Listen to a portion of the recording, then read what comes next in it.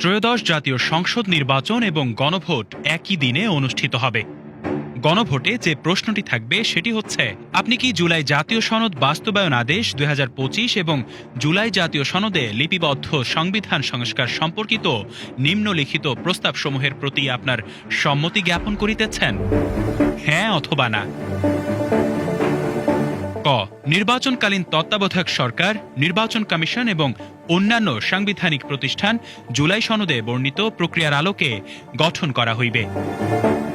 খ, আগামী জাতীয় সংসদ হইবে ২ কক্ষ বিশিষ্ট ও জাতীয় সংসদ নির্বাচনে দলগুলোর প্রাপ্ত ভোটের অনুপাতে ১০০ সদস্য বিশিষ্ট একটি উচ্চকক্ষ গঠিত হইবে এবং সংবিধান সংশোধন করিতে হইলে উচ্চকক্ষের সংখ্যাগরিষ্ঠ সদস্যদের অনুমোদন দরকার হইবে।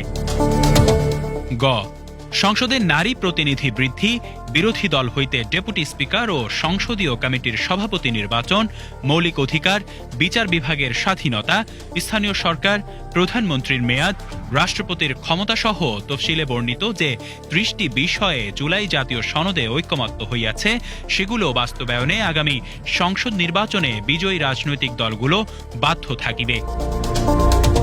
ঘ, জুলাই জাতীয় সনদে বর্ণিত অপরাপর সংস্কার রাজনৈতিক দলগুলো প্রতিশ্রুতি অনুসারে বাস্তবায়ন করা হইবে।